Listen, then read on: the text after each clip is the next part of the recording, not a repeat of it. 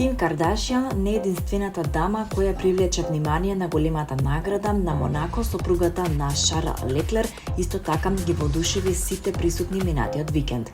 Додека Ким Кардашијан е ново лице на тркачката патека, Александра Леклер, сопруга на возачот на Формула 1 и фаворит на Ферари, Шарл Леклерк, има долга историја на следење на настанот и е веројатно омилената модна икона на трката.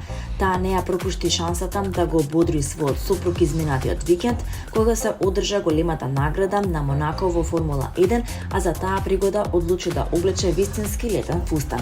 Таа носеше макси фустан од Посе Ромео, ретро парче со точки што даваше летна атмосфера. Црвено-белиот фустан совршено ја следеше линијата на нејзиното тело, истакнувајќи ја нејзината завидна фигура и витки нозе. Својот изглед го комплетираше со плетена чанта од Роџер Вивиер, високи подпетици од Аква Зура и накид од Месика. Александра реши да го притвори овој спортски настан во еден вид модна писта, па за одлучувачкиот ден, кога се надпреваруваше нејзиниот сакан, донесе малку поинаков стил. Светската музичка звезда испиша нова страница во музичката историја откако стана најмладата жена која некогаш била примена на престижниот настан. Свечената церемонија за прием и доделување на награди се одржа во хотел, каде 36 годишната пејачка беше една од главните звезди на вечерта. Емотивен говор и благодарност до семејството, таа во својот емотивен говор, Тейлор Свифт со солзи во очите им се заблагодари на своите родители, Скот и Андреа Свифт, како и на братот Остин Свифт за жртвата што ја направиле за да ја поддржат нејзината кариера. Таа потсети дека семејството се преселило од Пенсилванија во Нешвил, град кој често се нарекува светска престолнина на текстописците, за да ја овозможи да го следи својот сон. Вие сте причината поради која вечерва сум овде, изјави Свифт пред присутните.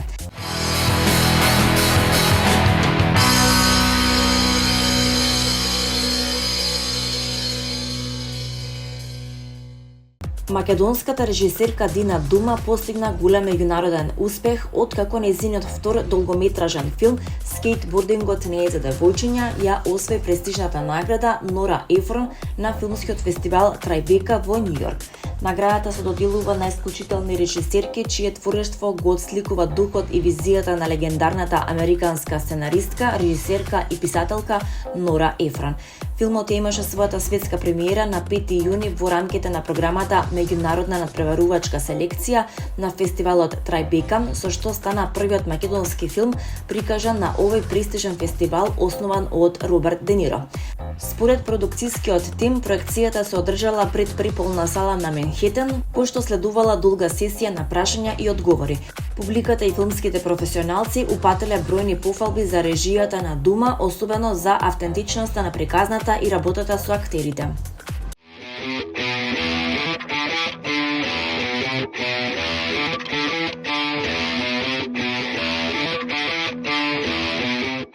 Мијата го објави својот нов сингл "Ти биди свој", за кој вели дека е мотивацијско продолжение на нејзиниот најголем хит "Верувам во себе".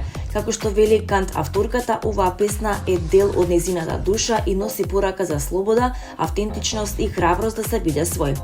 Со видеото сакав да ја принесе енергијата што значи за мене кога јас сум своја, растеретена од сите предрасуди и норми, едноставно комотна во своја кожа и да ги потекнам и моите сограѓани да го пронајдат тоа чувство секој за себе, вели Мијата.